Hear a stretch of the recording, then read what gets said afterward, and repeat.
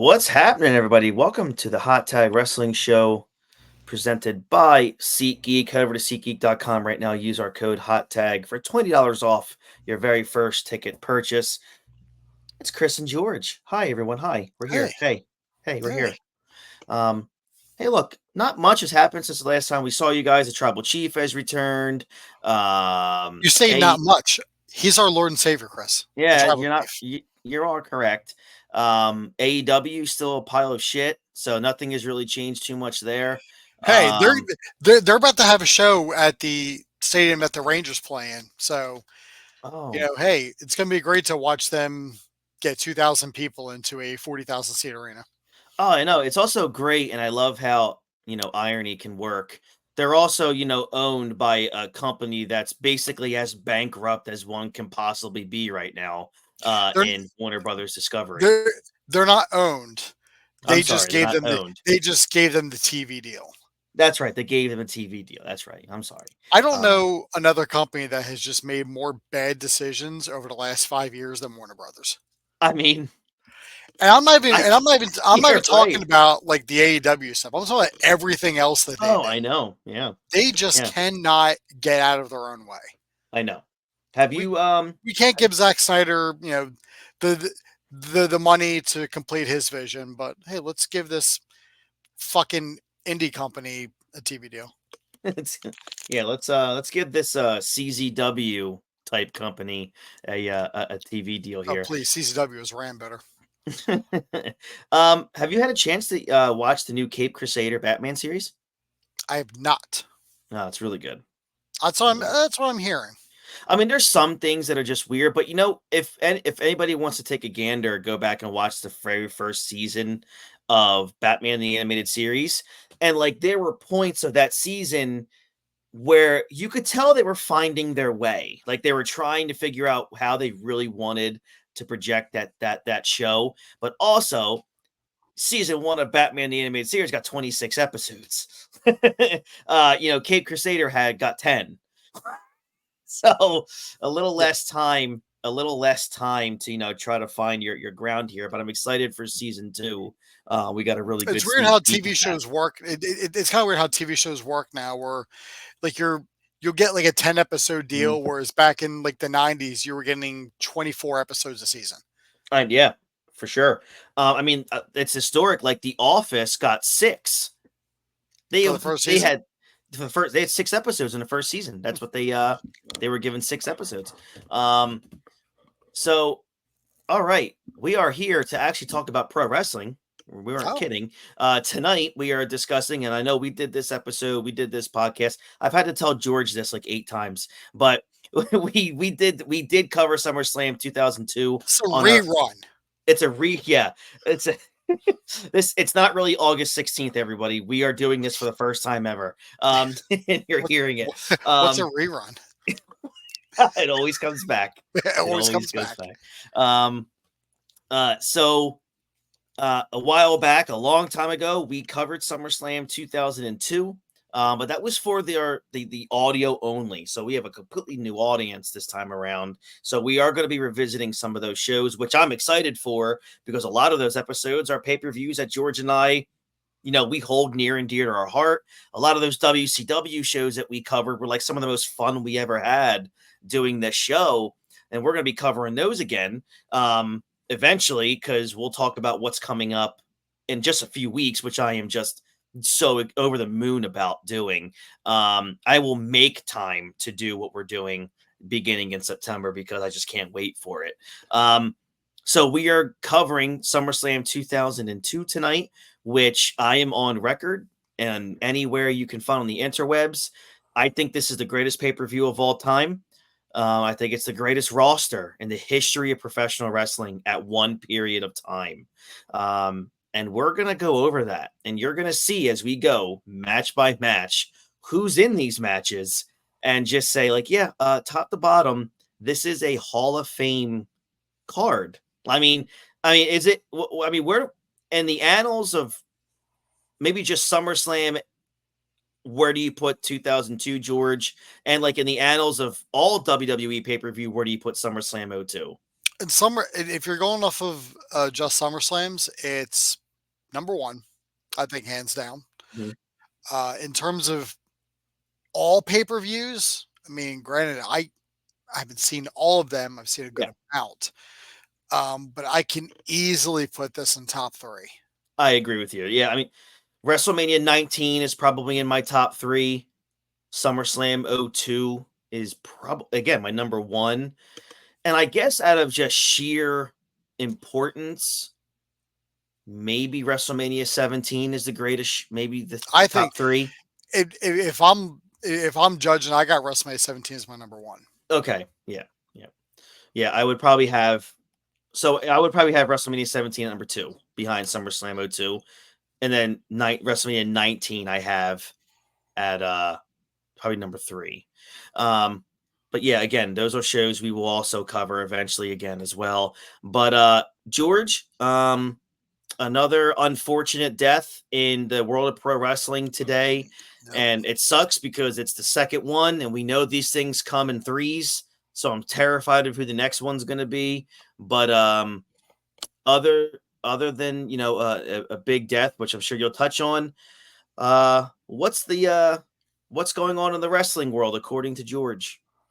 Well, I mean, obviously we got the passing of Alpha, the Wild Yep. Samoans, which is a shame because Sika passed away 2 months ago. Yeah. So it's a shame to have like both members of the tag team pass Yeah. that close to each other. And Hmm.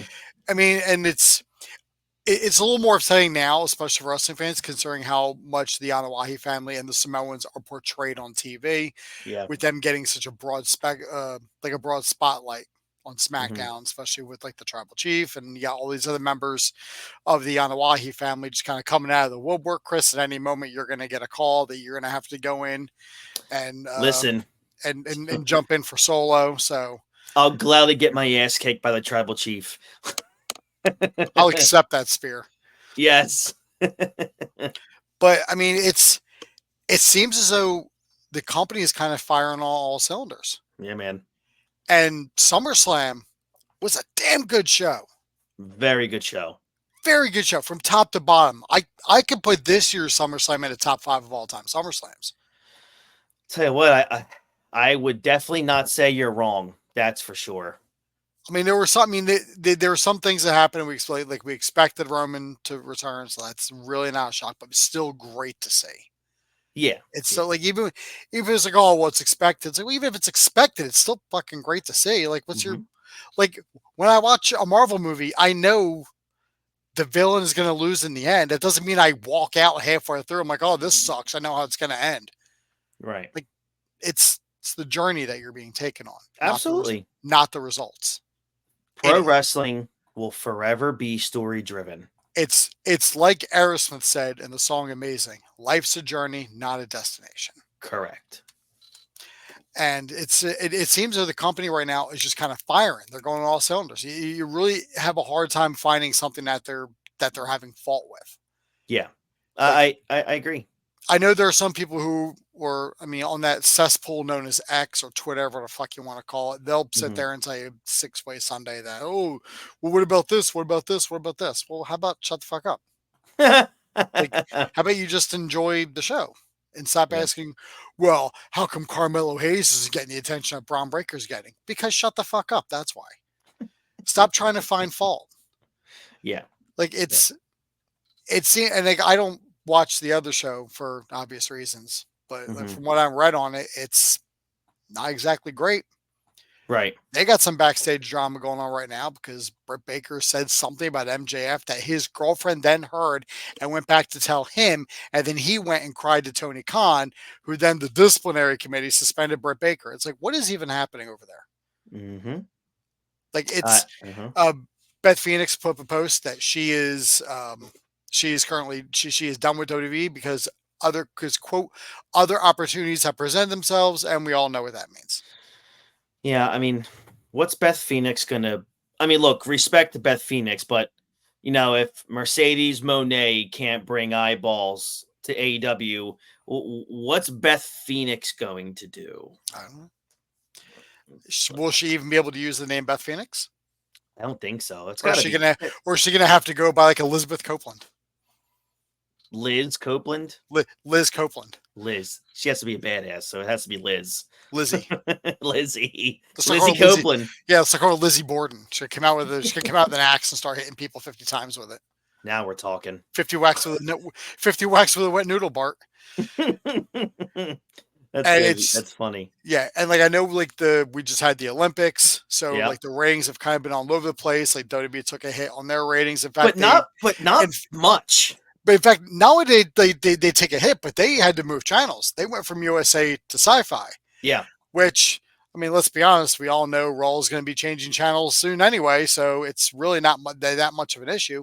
AEW didn't have to move; they got to stay on TNT, but they took a hit on their Yep. ratings. Mm-hmm. Like they went from, let's just say, devil's advocate, high sevens Mm-hmm. to, or like high 700s to low 600s. And then even like this week, back to normal. Like there's no Olympics now. All Right. they did was get back like 80,000 people. That's it. So you lost like 150, maybe 200 to the Olympics, and then like another 120 just decide, nah, we're good on Wednesdays, Mm-hmm. and decide not to go back to it.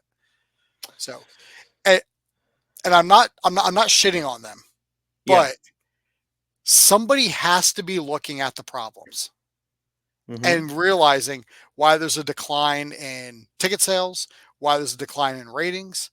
You can't just keep hiding behind the fact, oh, well, we're doing great shows. Chris, you yourself have said this when I was trying to defend the shitty Raw ratings.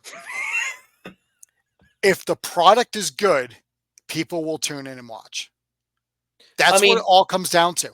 And it's the same thing with TV shows.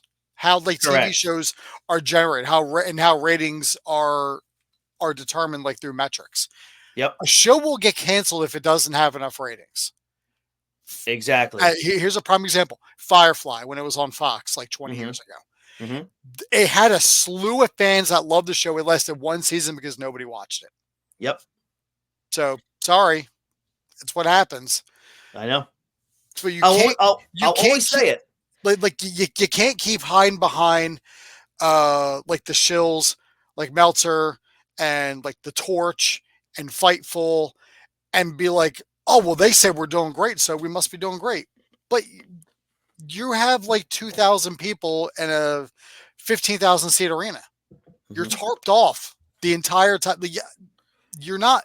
You're going to do maybe 50,000 in Wembley when you did 70,000 last year. I would even say 40,000. That's not a win. No, it's a loss. Arthur Ashe is not going to do any money. No. That's why New Japan did not want to do Forbidden Door at Arthur Ashe, because they knew they were not going to get their money back for people seeing the show. Agreed. Like you have to, as a businessman, and I mean, I'm not a successful businessman, but I did spend 10 years as a manager for a company. Mm-hmm. You look at what's working and you look at what isn't working, and you fix your issues, you fix your problems. If you have a problem, if you're not making money somewhere, you need to figure out, okay, well, what's the cause, and start breaking everything down. You can't just be a fan and say, well, I'm doing great shows. I don't know why. I'm getting 5-star matches. I'm getting 5-star ratings every single show. How come we're not making any money? Because nobody's watching. Agreed. I don't know what kind of deal they're expecting to get from Warner Brothers, a company that is basically owes everybody money. So I don't know what kind of deal they're expecting, but like, I mean, if you look at all the idiots on Twitter, they'll tell you, oh, there's a big deal coming soon. There's a big deal coming soon. There's a big deal that's been coming soon since January, according to these assholes. Yeah. And here we are, mid-August. The window is closed on negotiating with Warner Brothers. So whatever they're going to come to you with, you either have to accept it or you got to find somebody else to take your show. Yeah. And like I said this before, and even when I was shitting on Raw a while ago, and I mean, you weren't necessarily trying to defend it, but I was trying. My excuse or my reason behind it was because it was during football season, and it's extremely hard to compete with Monday Night Football. Yeah, but I will say, and this is what my comeback always was, is Monday Night Football was always around in the Attitude Era and Ruthless Aggression. They were still pulling, 4.5s. Yeah. And I think you're right with any TV show, with any sport, if it's good and you've built an audience, they're going to watch. And for the past year and a half, people in droves are watching WWE again. Yeah. I mean, their Raw, including DVR this past week, got over almost a 2.1. That's insane. And that's massive for Monday Night Raw. And it's not, and it wasn't even like the Raw after SummerSlam. SummerSlam was 2 weeks ago. Yeah, so you can't even be like, oh, right. Well, it was after SummerSlam. Really. And I'll say this, and I kind of maybe will give myself another pat in the back, and I'm going to probably break my wrist with all of this. But, I did say I do expect once CM Punk is completely back in the fold, once Seth Rollins is completely back in the fold, I said I think Raw can easily get between like 1.8 and 2s almost weekly. And that's where they're pulling. And I think if the show keeps, God, if that show was 2 hours, I know we bitch about this every day. If that show was 2 hours, you're getting 2.5 million per week. Yeah, and it looks like they're trying to build some new stars too. They had like this past week, they had Bronson Reed, or 2 weeks ago, like Bronson Reed basically took out Seth Rollins. Yeah, and put him on the shelf. Braun Breaker's got the rub. Bro, oh God, Braun, and every match with Gunther. him. Yep. Gunther, new world champ. Odyssey Jones made his debut, which there's a running joke between me and Matt that I work with at Amazon where we always talk about how Odyssey Jones is going to be the next big thing. It's been like a running joke. It's like now that he's on TV, we're just dialed in on it. And it looks like, and there's some interesting stories going on. I know where Karrion Kross hasn't really gotten the exposure and he's not got as big as we all kind of hoped he would. But it looks like now he's kind of getting a little bit, like he's getting more TV time. It looks like New Day is probably going to break up, which, say what you will, that's fucking big. The team's been together for 10 years. 10 years, yeah. Like, that's big. And it looks like Woods will probably have a heel turn, which is, I mean, shit. Like, Raw's interesting. That's why it's getting that's why it's getting almost 2s. Yeah. There's time devoted into it. Hey, look, if you really want to make Xavier Woods a heel, just, leak his sex tape with with Paige. It's gonna make him a face, dude. Actually, you're right. It will, because it's enjoy anything for Brad Maddox. I'll tell you that. Speaking of face, I mean, if you watch that video now, it's probably not even Paige. But notwithstanding, but and again, SmackDown is obviously lightning hot because of the return of our one and only tribal chief, Roman Reigns, coming back with an absolute vengeance. It's a shame, I'm not ashamed. I'm sorry. Thank God that Def Rebel didn't do his new theme song. But I don't know who gave them a job. His Mince Vickman. Yeah, well, I'm pretty sure that man. I think Shane is with AEW, and I'll tell you why. Okay. I saw a post on the Twitter machine from Collision or Rampage or a taping where they've a tag team that they've had in AEW for a while called Top Flight. Young guys, high flyers. Now they're coming out dressed like pilots. Shane McMahon is definitely running creative. I looked at that and I see people defending like, oh, well, at least they have character. I'm like, that's like saying, hey, TL Hopper, at least he had character. He was still a fucking plumber. Yep. Like, they're coming as pilots. I'm looking at it. I'm like, this has McMahon fingerprints all the fuck over it.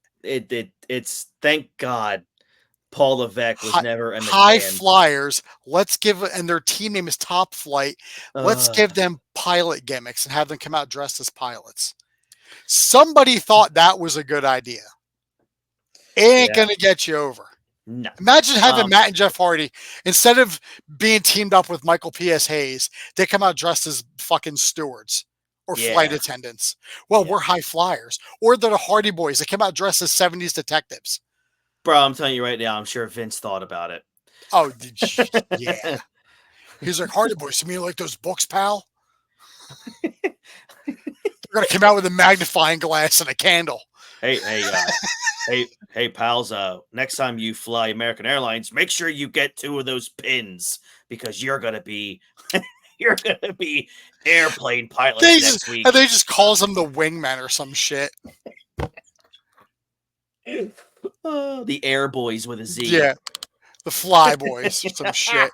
That's we entertain ourselves. Their finishing mover is called the turbulence. Yeah. Oh my god. They just shake the guy violently. Yeah. They just shake him side to side violently. It's so funny. It would be awful bad if that was the team they had in the early 90s and have him face the team of Akeem and the Big Boss Man. Oh dear God. What was their tag team name, Chris?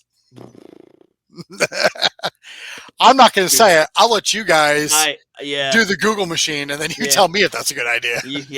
You let me know what that Google machine tells you. You let me know if that works out.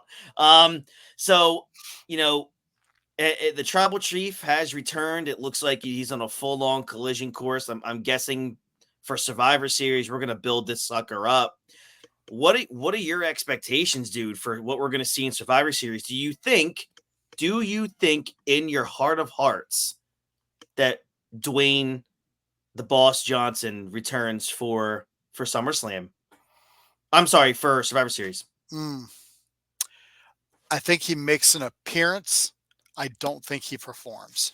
Okay. I don't think he performs because he's probably going to be in heavy promotion for that god awful fucking Red One movie that's coming out. I know you saw the trailer for that. That don't look good. No, it doesn't look good even a little bit.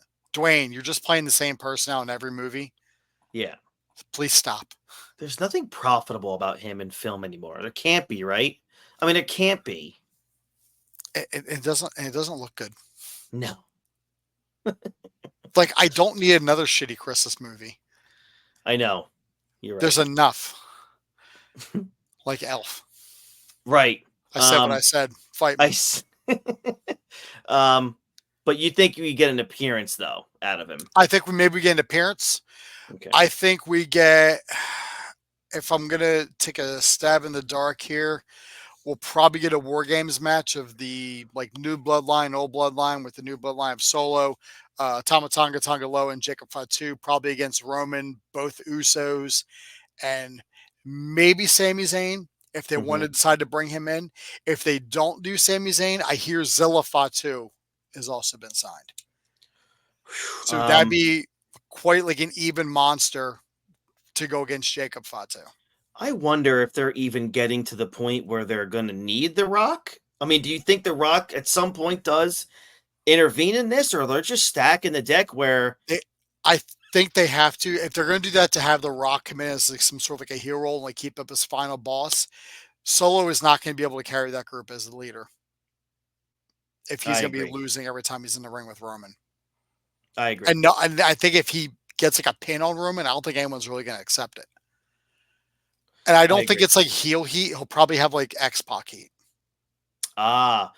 Question for you before we get to SummerSlam here. Do you think that WWE puts the strap back on Roman eventually? Eventually, yeah. Because do you think they're happy with Cody Rhodes' run? Probably. Or do you think internally they're like, you know what? This might be one of those cases, unfortunately, where the babyface is better as the guy chasing the title. I don't know if they're happy with the run, maybe with the reception maybe he gets. Yeah. But the good thing about Cody is a great ambassador for the company.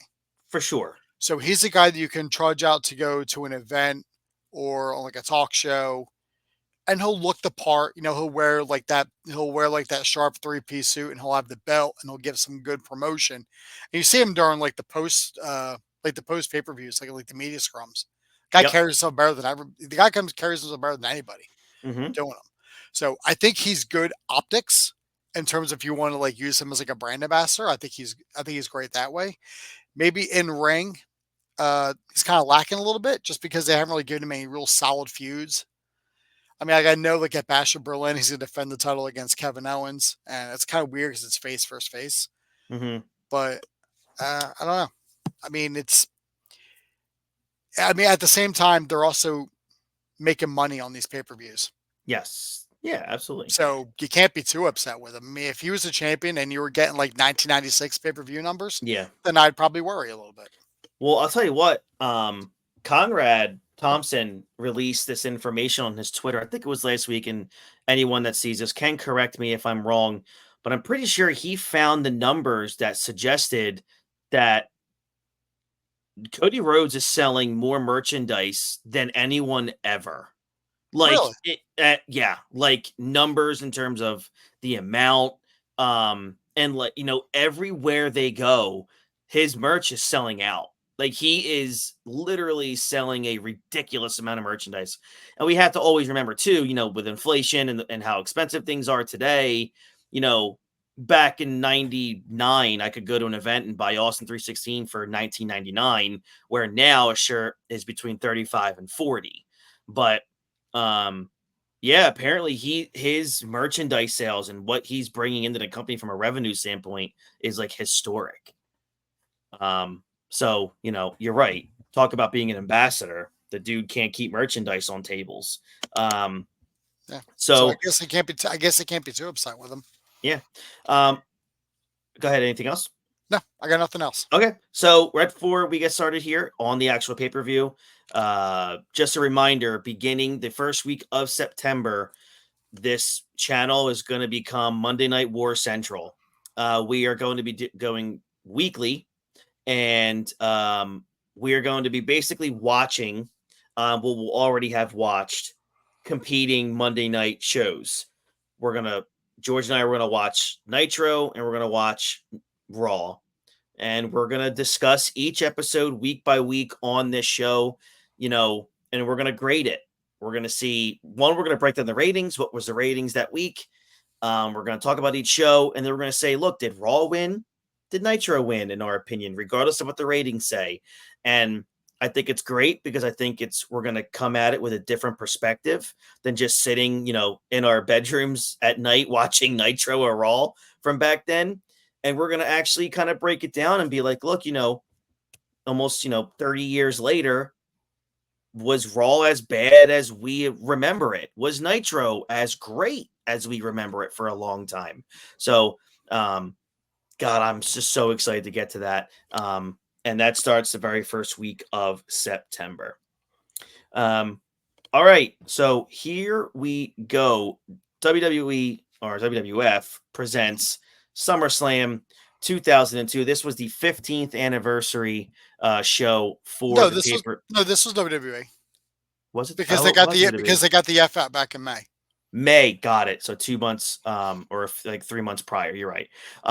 This is the first SummerSlam that took place following that name change, right? So this would have been, yeah, the first SummerSlam. Yeah, you're right. God, I'm so backed up here. And it was also though the first SummerSlam after the Raw SmackDown brand extension. There was also big changes in the main event scene because this is the first time Brock Lesnar is main eventing a pay per view, while Steve Austin was in the middle of when he took his ball and just went home after refusing to put Lesnar over in a King of the Ring tournament no build match, which a qualifying match. yeah, look, Not even a tournament match. A qualifier match to see who enters the tournament. and I'll tell you what, even to this day, I agree with Austin's thinking regarding that match. I just think he could have handled it better. But I think at that point, I think he even admits he was so burned out that it was just a matter of time before something like this happens. But Vince is an asshole for even thinking, like, how do you not even build this up for like 2 weeks? Like, how? How do you not do that? But again, I just want to remind people about this card. Without Steve Austin on this show, the star power is unlike anything we've ever seen, before or since. There were 18 wrestlers on the show. 15 of them went on to become world champions in WWE, either before this event or after. The three that didn't were Goldust, Test, and Lance Storm. But that also shows how loaded this roster was. So let's see. The two biggest matches on the card were The Rock defending the WWE title against Brock Lesnar, and the one and only Heartbreak Kid Shawn Michaels competing in his first WWE match in nearly 5 years against Triple H in a street fight. It was a very high. Not like you noticed he was gone for 5 years. Oh my god, I can't wait to talk about that match. It was a very highly successful pay per view. 540,000 pay per view buys. Which, that number was about the average of a typical SummerSlam. It was the fourth highest WWE pay-per-view buy rate of 2002. WrestleMania 18, Royal Rumble, and No Way Out. No Way Out's like an outlier here because that was the debut of the NWO, which is a mega reason why that show did as well as it did. Like significantly bigger than normal pay-per-view buys there.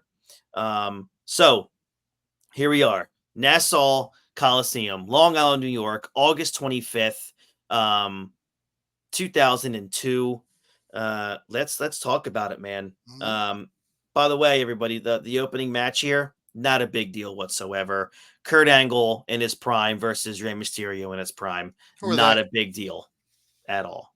Who are they? Rey's debut, right?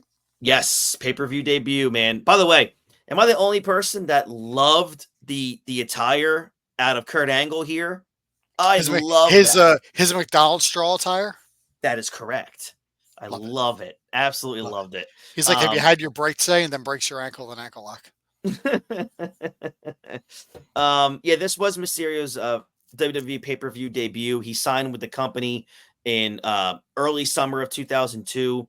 I think at this point, obviously before Shawn came back, I think we could probably say Kurt Angle was the best overall performer in the company. Yeah. I think we could probably safely say that, right? Safely. Yeah, like the opening of this match was incredible. Mysterio hits a head scissors dropkick and a monkey flip that sent Angle across the ring. Like that's how the match starts. Yeah. It was just freaking awesome. Kurt Angle gets the win by submission after 9 minutes and 20 seconds. I gave this 5 stars. This is probably the best less than 10-minute match you'll ever see in your entire life. Yeah, no wasted motion, and it looked like they had all the chemistry in the world. Like it looked like they had like Ray and Eddie chemistry. How Ray and Eddie never had a bad match, and that has to speak to Kurt right Angle, right? Yeah. Like that speaks to Kurt. I mean, it's both. It goes the other way around too. But I mean, I guess I give more credit to Kurt because at that point, Kurt had never wrestled anybody like Ray. No. Ray had wrestled nobody that was going to like toss him around like Ray. Right. Well, not toss him around, but like he's going to bump for Ray. Like he ain't doing that for Spike Dudley. Sorry. Yeah. I'll ask you because this has been a controversial topic, this match, for 22 years. Do you think the winner should have been Ray here? No. No? I don't mind. I don't mind the finish here. I guess if you're going to lose to Kurt Angle. Lose to Kurt isn't like you're buried. He's the top. He's one of the top guys on the fucking roster. Oh, that's what I mean. If you're going to bring a guy in from WCW, and it's okay if he's losing to Kurt Angle. Now, I'd have a problem if Ray comes into this match and it's a 4-minute squash match. Yes. Yeah, then I'd have a problem. Yeah. But it was competitive. It's back and forth. And there's no real issue. And it was just Angle just had one step up on him and just went with the ankle lock. Yeah. And it's controversial to a lot of people. I don't think so. Losing to Angle didn't hurt Ray at all. I mean, they ended up wrestling each other a ton of times in singles and tags. They were 2 of the SmackDown 6. Yeah. Plus the triple threat at WrestleMania in 2006. Where Ray won the title. Yep. So did it really hurt him? Mm-hmm. No. I still think, I mean, in terms of openers, this has got to be, in my lifetime, a top 3 opener of all time. Mm-hmm. I mean, I have this one. I have Brett and Owen at WrestleMania 10. I'm trying to think if there was another one. Johnny B. Bad and anybody in WCW in the 90s. Oh, very good point. That's a good one. That's a good point. That should be a t-shirt. Johnny B. Bad versus everyone. um, Except Brock. um, we go in the back here. Stephanie McMahon, who at the time was the SmackDown general manager, is shown walking An backstage. absolute dime piece. Yeah, she was She was looking quite attractive back then. she was something, all right. I'll tell you that. She was 26 years old here, I by know, the way. which is like mind blowing to me. She's only I, like 10 years or so, or like she's like not even 10 years older than me. It's I, weird.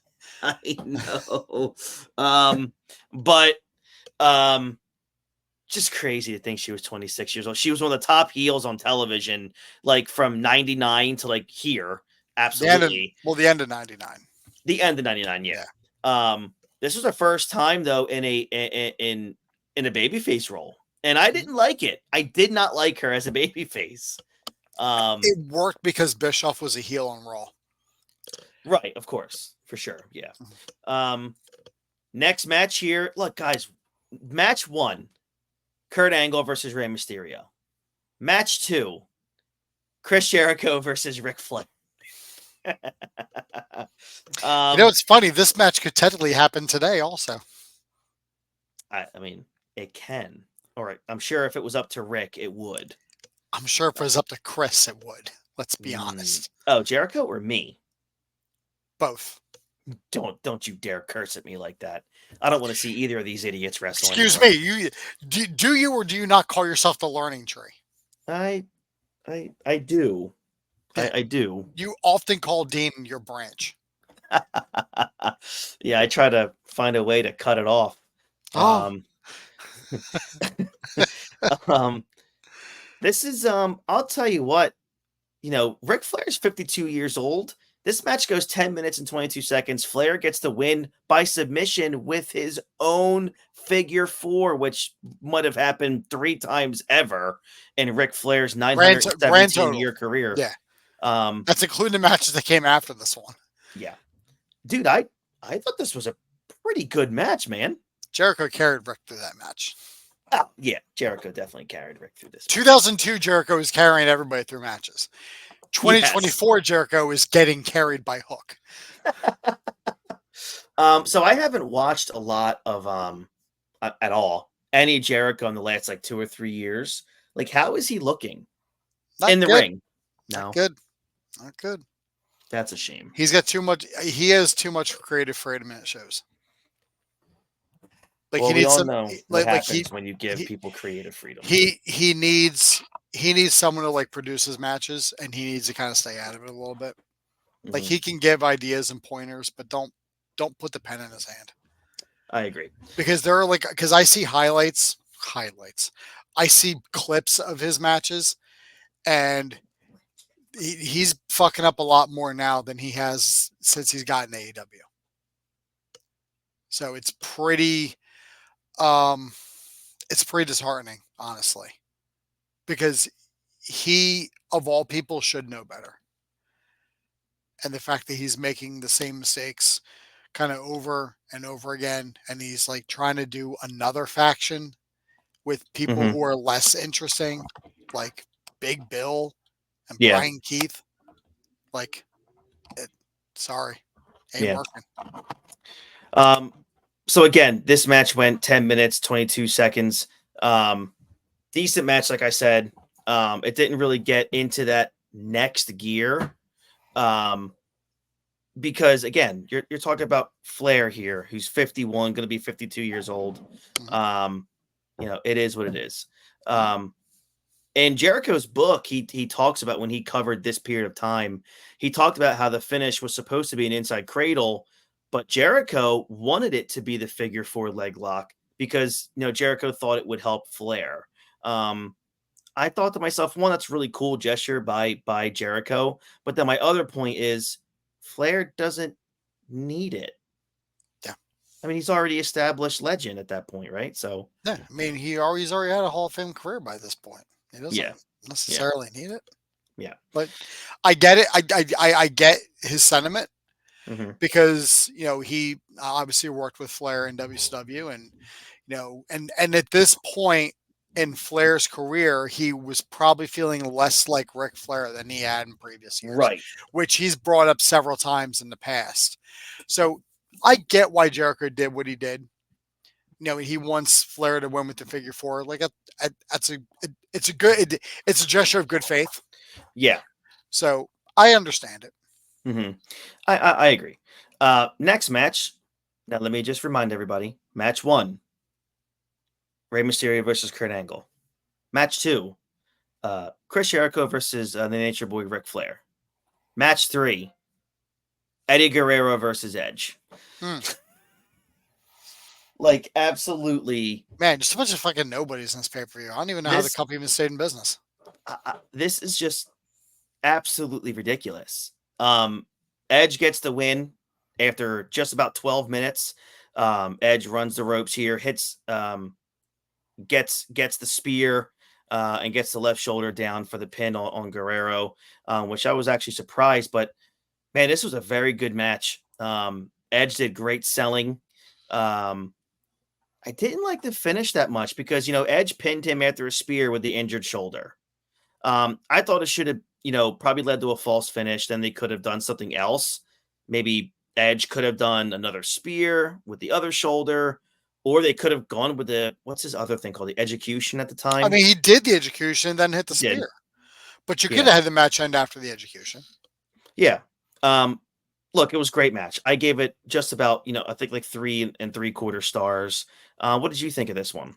Another solid match. But, Yeah, like selling an injury throughout a match has never really been Edge's strong suit. I agree. And I don't say that in a negative because the guy has one negative for 20 positives. Right. So I can't, but him getting the spear with the injured shoulder, like you kind of forget about it as the match is going on because I mean Edge is going to sell it for a little bit and then you're going to forget that he had the injury. Yeah. Yeah. But and this was also, if I'm not mistaken, Chris, Eddie had just came back to the company a couple months ago after being Correct. like quote unquote fired. I won't say Yes. quote unquote he was fired, but then they brought him back. So I mean it was and Eddie's about to go on a fuck of a run Yeah. Oh, yeah. from now until He's death. he passes. Yeah. So, Yeah. but also 2 more members of the SmackDown 6. Mm-hmm. Absolutely. Next match here for the WWE Tag Team titles: Christian and Lance Storm versus Booker T and Goldust. Look, man, that's 4 studs in the ring.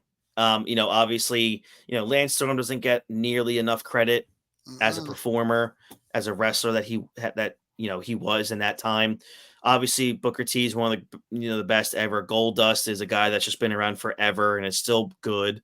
Was Some really of the good at this time. has some of the best ring psychology. Absolutely. I mean, And Christian, he comes from good stock. yeah, yeah, a little bit. And Christian obviously is world class. Yeah. This match gets 9 minutes and 40 seconds. The winners, Lance Storm and Christian, got the win. Dude, I thought this was really good. Well, I mean, I thought, the heels did great. I love the chemistry of Goldust and Booker T in this era. I just thought it was really good. The crowd was really into it. They had great backstage segments. They did. Booker T and Goldust, Yeah. as like the unlikely duo that could somehow kind of pull it off in the ring. Yeah. Yeah.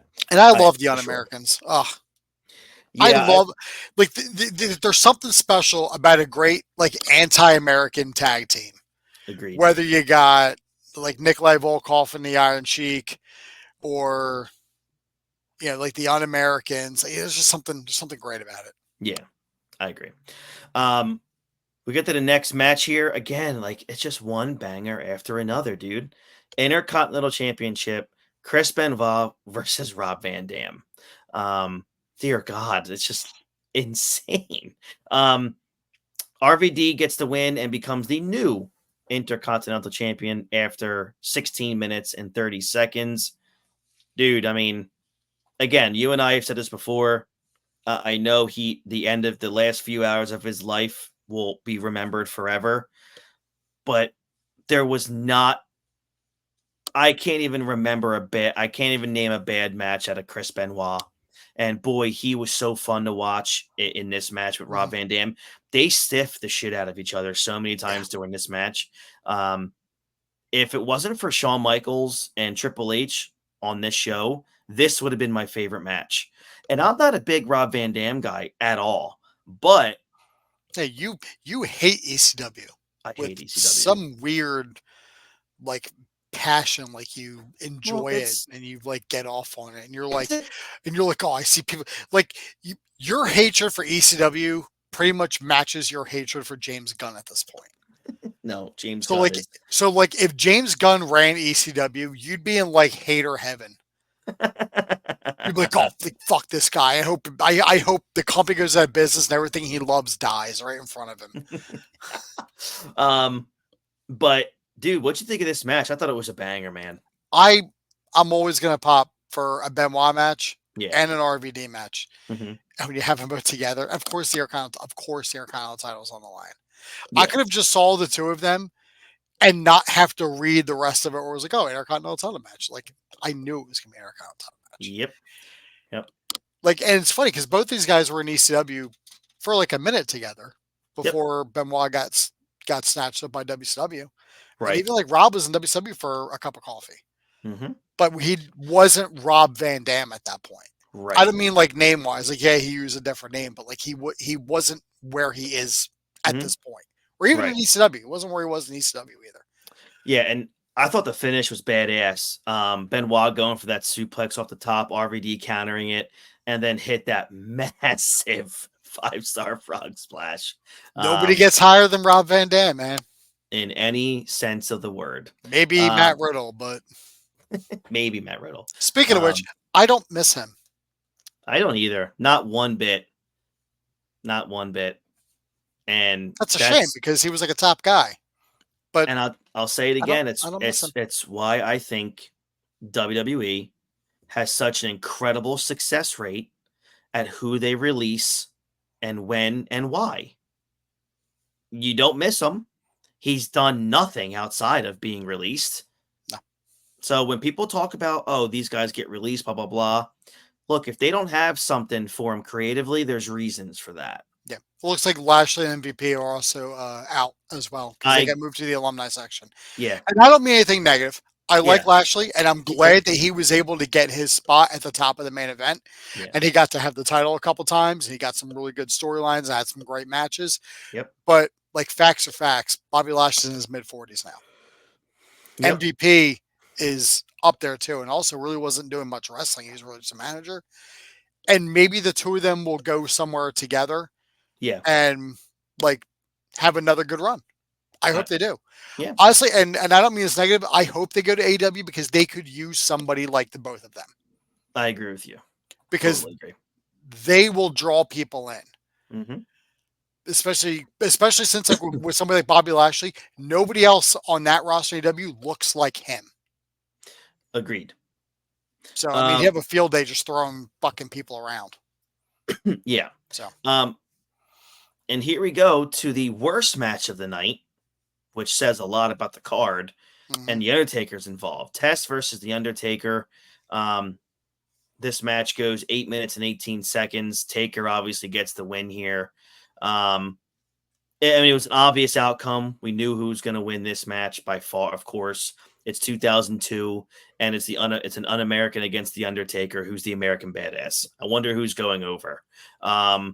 So, and I think that hurt the match in terms of the audience because you can just tell, dude, which is very unfortunate when Taker's involved. The crowd just did not care. And Test, early 2000s Test was really good in between the ropes. Yeah. But the crowd, right. But when you look at the 5 matches that precede this, they were fucking tired. Yeah. They needed a break somewhere. Mm-hmm. But absolutely like, agree. I got a whiz.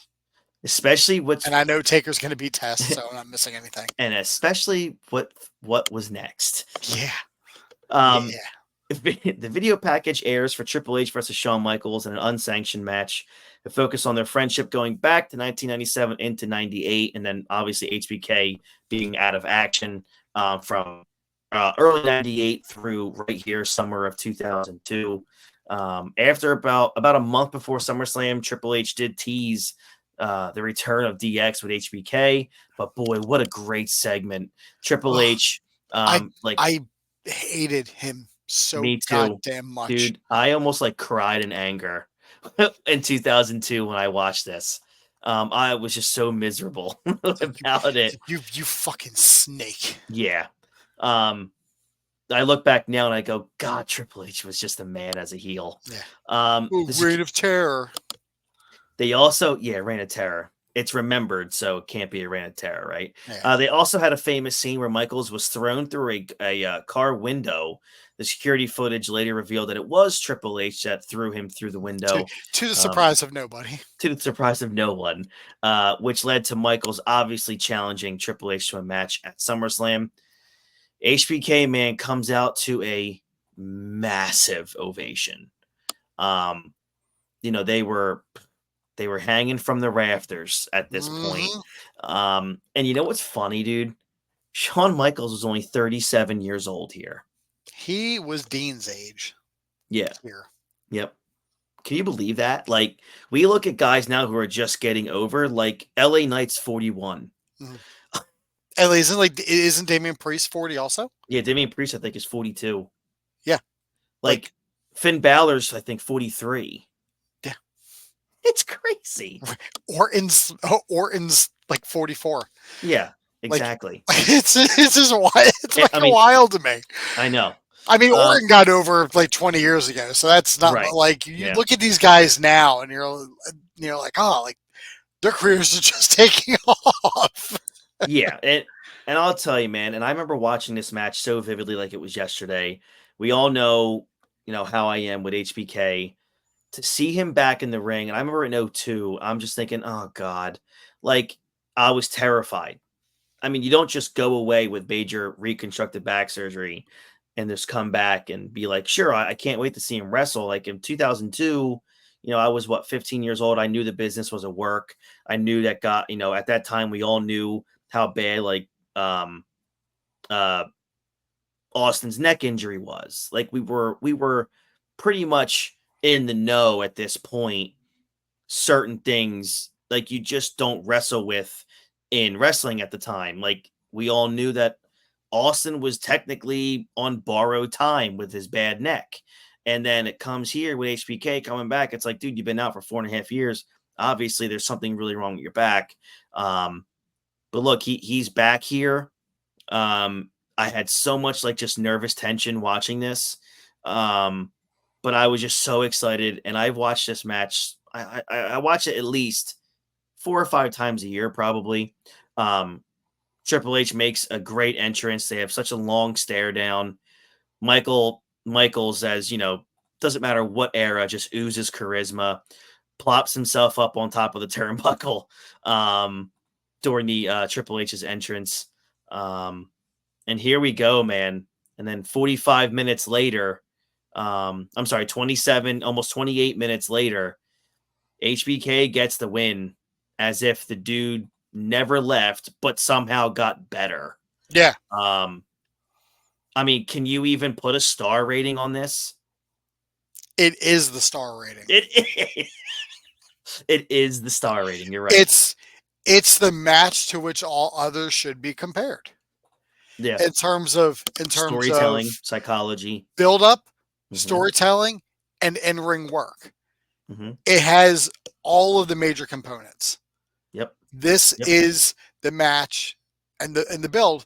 This whole thing, and with like Michael's returning and everything, this whole thing should be studied to Mhm. anybody coming into the business as like the proper way to tell a story and to have a match and to what to do in a match and what not to do in a match. I don't give a shit about the star ratings that your boy FDM does. It doesn't mean anything. Mm-mm. And even Scott Steiner, crazy fucking Scott Steiner. He Mhm. goes, nobody's gonna care about your match if there isn't a story behind it. Agreed.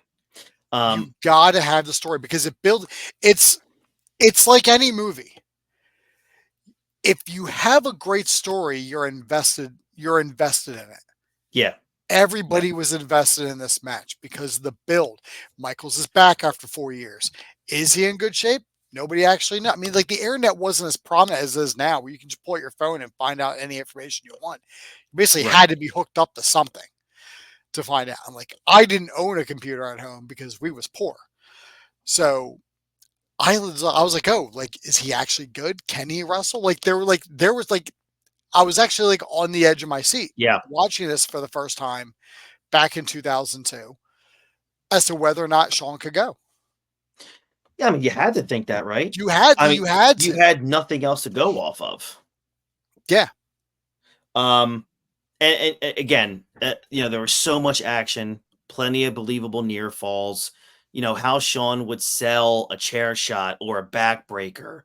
God dang, man, it's just a masterclass in pro wrestling. I remember like the Um, first time when Triple H hit him with a backbreaker in that oh, match, I was just like, like I was like, I would like gasp. I'm like, oh my god, is he okay? Like, or it's like, oh, that's the worst thing he could do. or the Yeah. first chair shot because Michaels is hanging in the corner with his back towards Triple H, and Triple H swings the chair right into the lower back. Mhm. And I'm like, oh dear Lord. And again, I like how the match was a mix of big spots by HBK. The dude did jump from the top rope through a table on the outside. I love that he did like it's like where he did like the Yeah, he was like, like yeah. the sign, and then JR was like, hey, you're crazy, all right. um, And that's and also what helped it too, was the commentary by JR and the King. I agree. Because they will they'll sell ice to an Eskimo. Yep. Doesn't matter. Yeah. Yep.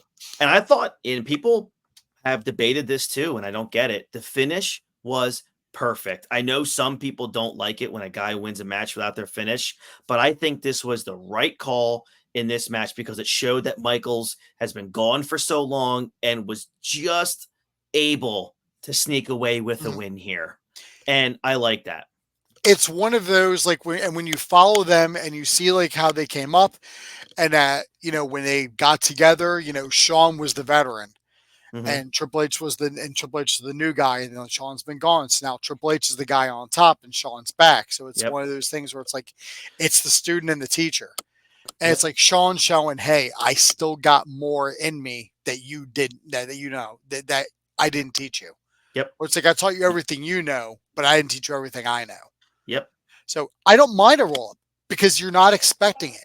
Every one of the matches you're expecting like the Sweet Chin music or you're expecting the powder to end the match. Mm-hmm. But it wasn't even like it was a small package. It was just like the jackknife roll-up pin, which you never really see anymore to work with any real success. It's usually always kicked out of. Right. But right. I had no issue with it. So I don't know who's complaining or if they're or like what the controversy is, but I'm not listening if they're complaining about it. No. And spoiler alert, it's in my top 3 favorite matches ever in wrestling. So that's where I rank this match. After the match, though, Michaels is helped to his feet by Earl Hebner. The celebration ends when Triple H just smashes Michaels in the lower back with a sledgehammer. Michaels collapses with Michaels on his knee. Hunter hits him in the back again, and Michaels gets laid out and gets taken out on a stretcher. Triple H does a crotch chop over the fallen Shawn Michaels here. I thought it was a great post-match angle. Gets massive heat on Triple H here. It worked perfectly, man. Even though Triple H loses the match, and a few weeks later, he's handed the world heavyweight title. Yeah, so it's not all that bad. No, not at all.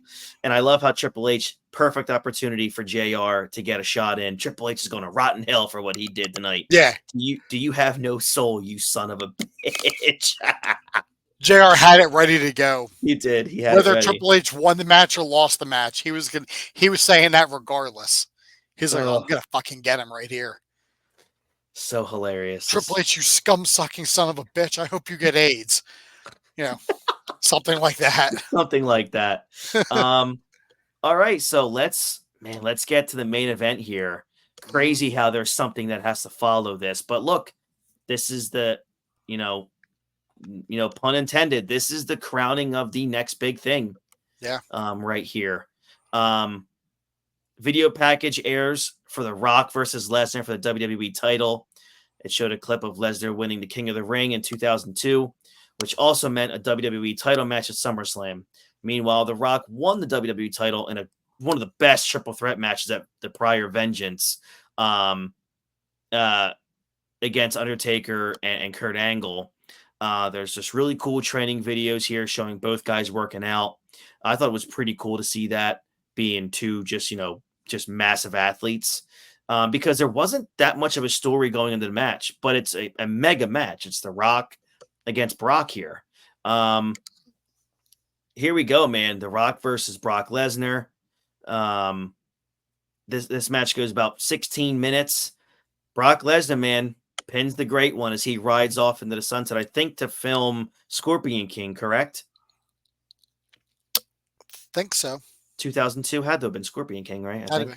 So we all know Rock's going out here, but Brock Lesnar's the guy. That less than a year in the business, dude. He's defeating The Rock at SummerSlam in the main event to become the man. I mean, he's as rookie as you can get. He debuted the night after WrestleMania 17. Yep. Or WrestleMania 18, excuse me. Yep. Absolutely unbelievable. I mean, Lesnar dominated the match. The Rock did make a comeback, but it didn't last long. I like how this was booked. The Rock's movie career was just about to take off. It was the right time to have him, put over literally the next big thing in Brock Lesnar. And you could tell that the crowd knew what was going on because they were cheering the hell out of Lesnar here. They were in on it. Oh, for sure. Yeah. Just great work here. Great work by The Rock to pass that proverbial torch here for Lesnar. And, Lesnar takes the title with him to SmackDown. His next feud is, just against, The Undertaker. Yeah. He lost the WWE title to an awful booking decision in Survivor Series. I'm not even. Yeah. I'm just going to move on from that. Fumble. Yeah, Vince. That's how. That's a fumble on the 1 yard line. You know what that's passing instead of handing the ball off to Marshawn Lynch. Correct. I was just literally about to say the perfect analogy. Yeah. So that wraps up the SummerSlam 2002, man. What are your thoughts about this show, and what do you rank it out of 10? Still one of the greatest pay-per-views of all time. Excuse me. Still one of the greatest pay-per-views of all time. I don't know how you give this anything less than a 10 out of 10, honestly. I agree, man. Even I know like Taker and Test wasn't the greatest match in the world. Everything else around it is amazing. Yeah. Yeah. I mean, I don't know how even Taker and Test being as bad as it wasn't bad, but compared to everything else, that can't be. If that's the only gripe you have on this card, it's the greatest pay-per-view of all time. Yeah. That means you're telling me out of the 8 matches, right? 9 matches, one was a 2.5 star. Yeah. It wasn't a dud. It's The Undertaker. Yeah. And it's a storyline of America versus outsiders. Yeah. It's a sort of Americans versus un-Americans. Yeah. So I just thought it was incredible. Just start to finish, man.